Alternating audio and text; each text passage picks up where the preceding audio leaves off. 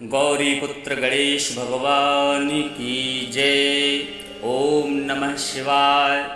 शिव संपदा चाहे नहीं, शिव को भाता भाव। मन रमता स्यो भक्ति में, भागे भूत अभाव। बोलिए श्री शंकर पार्वती भगवान की जय।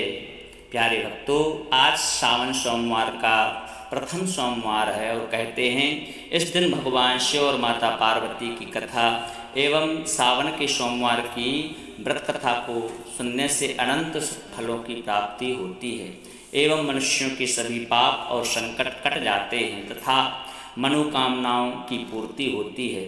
तो आज मैं आपको सुना रहा हूँ भगवान शिव और माता पार्वती की बड़ी ही दुर्लभ कथा। तो इस कथा को पूरी श्रद्धा और भक्ति के साथ में प्रसन्न चित्त होकर के मन लगा करके पूरा अवश्य सुने।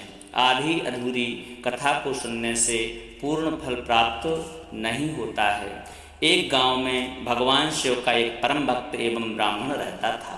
पंडित जी जब तक रोज सुबह ब्रह्म मुहूर्त में उठ करके नित्य कर्मों से निवृत्त होने के पश्चात भगवान शंकर का पूजन नहीं कर लेते थे, तब तक उन्हें चैन नहीं पड़ता था। जो कुछ भी दान दक्षिणा में आ जाता उसी से पंडित जी अपना गुजारा करते थे और वह परम दयालु इतने थे कि जब भी कोई ज़रूरतमंद मिल जाता तो अपनी क्षमता के अनुसार उसकी सेवा जरूर करते थे। इस कारण से शिवजी के परम भक्त ब्राह्मण देवता गरीबी का जीवन व्यतीत कर रहे थे।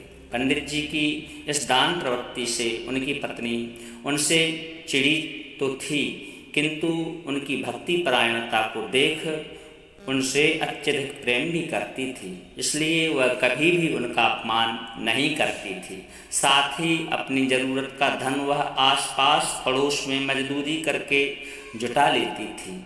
एक समय ऐसा आया जब मंदिर में दान दक्षिणा कम आने लगी, जिससे पंडित जी की आर्थिक तंगी का सामना करना पड़ा। तब घर की मूल आवश्यकताओं की पूर्ति नहीं होने के कारण ब्राह्मणी दुखी रहने लगी। इसी तरह दिन बीतने लगे। एक दिन महाशिवरात्रि का दिन आया। उस दिन भी पंडित जी हमेशा की तरह ब्रह्म मुहूर्त में उठकर नित्य कर्मों से निवृत्त होने के बाद नदी की ओर चल दिए। संयोग से उस समय उस राह से पार्वती जी और शिव जी गुजर रहे थे। अचानक से पार्वती जी की नज़र उस ब्राह्मण देवता पर पड़ी। आज पंडित जी महाशिवरात्रि को लेकर इतने उत्साहित नहीं थे जितने कि अक्सर रहा करते थे। पार्वती जी को बात समझते देर नहीं लगी। उन्होंने शिव जी से कहा कि भगवान या ब्राह्मण देवता प्रतिदिन आपकी उपासना करते हैं, फिर भी आपको इसकी चिंता नहीं। पार्वती जी की बात सुन करके भोलेनाथ बोले कि देवी अपने भक्तों की चिंता मैं नहीं करता तो कौन करेगा। पार्वती जी बोली, हे देवों के देव महादेव, आपने अब तक इसकी सहायता क्यों नहीं की। तब शिव जी बोले, देवी आप निश्चिंत रहिए, जब तक उसने जितने बिल्वपत्र भगवान शिवलिंग पर चढ़ाए हैं वही बिल्वपत्र आज रात्रि में उसे धनपति बना देंगे। यह बातचीत करके शिव जी, पार्वती जी और शिव जी तो चल दिए, किंतु संयोग से देखिए उसी समय उस राह में एक व्यापारी गुजर रहा था। उसने छुप करके शिव जी और माता पार्वती का वार्तालाप सुन लिया। व्यापारी ने अपना दिमाग चलाया, अगर बिल्वपत्र से ब्राह्मण धनपति हो सकता है तो फिर मैं क्यों नहीं हो सकता। यह सोच वह ब्राह्मण के घर पहुंच गया और ब्राह्मण से बोला कि पंडित जी, आपने अब तक जितने भी बिल्वपत्र शिवलिंग पर चढ़ाए हैं वह सब मुझे दे दीजिए, बदले में मैं आपको 100 स्वर्ण मुद्राएं दूंगा। पंडित जी ने अपनी पत्नी से पूछा तो वह बोली, पुण्य का दान ठीक तो नहीं, किंतु अगर आपका मन करे तो दे दीजिए, हमें धन की भी ज़रूरत है इसलिए दे दीजिए। पंडित जी ने सारे बिल्वपत्र बोरे में भर करके सेठ जी को दे दिए। बिल्वपत्रों का बोरा लेकर के सेठ जी पहुंच गए मंदिर और शिवलिंग पर चढ़ा करके देखने लगे कि कब शिव जी की कृपा कृपा करेंगे और कब वह धनपति बन जाएगा। प्रतीक्षा करते करते सेठ जी को आधी रात हो गई।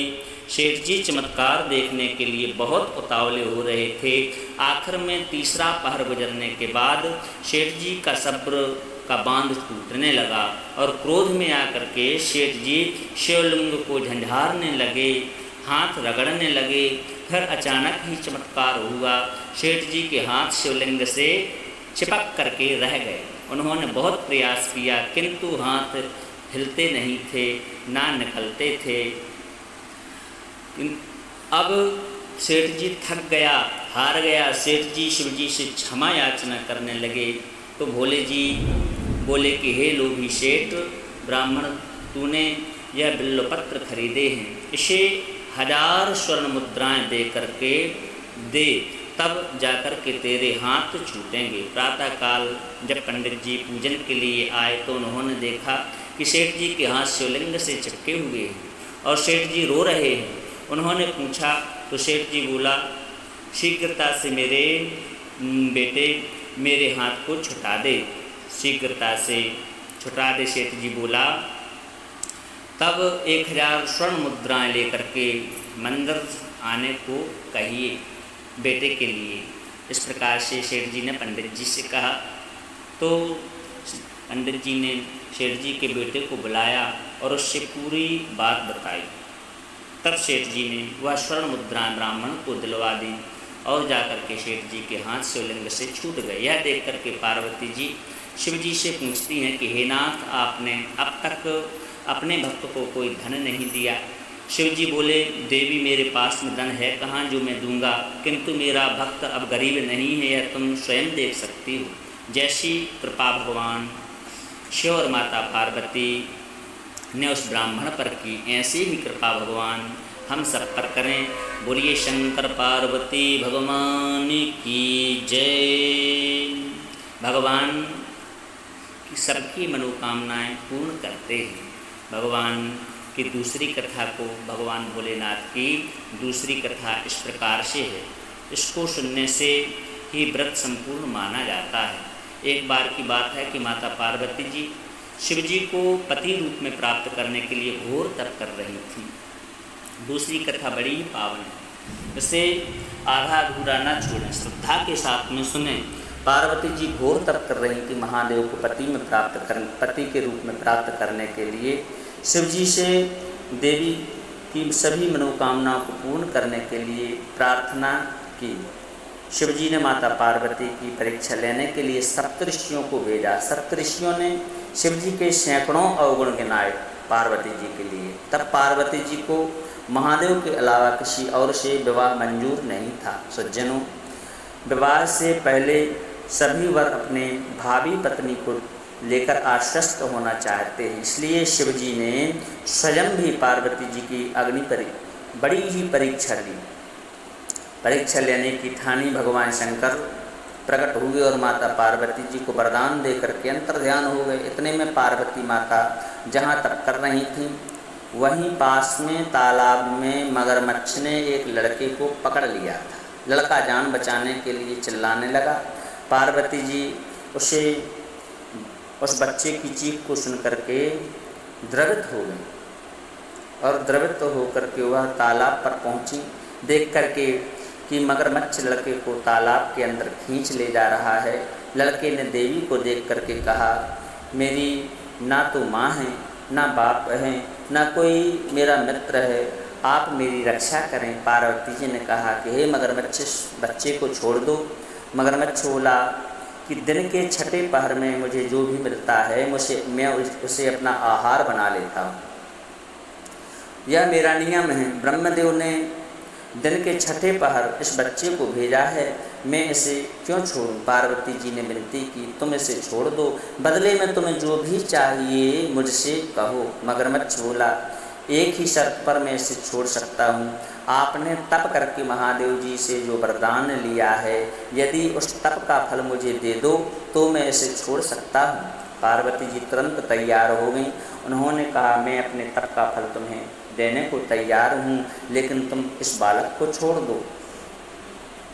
मगरमच्छ ने समझाया सोच लो, देवी जोश में आकर के संकल्प मत करो। हजारों वर्षों का तप है, वैसा तप किया है आपने, वैसा देवी देवताओं के लिए भी संभव नहीं है। उसका सारा फल इस बालक के प्राणों के बदले चला जाएगा। पार्वती जी ने कहा, मेरा निश्चय पक्का है, मैं तुम्हें अपने तप का फल देती हूँ, तुम इसको जीवन दे दो। मगरमच्छ ने पार्वती जी से तप दान करने का संकल्प करवाया।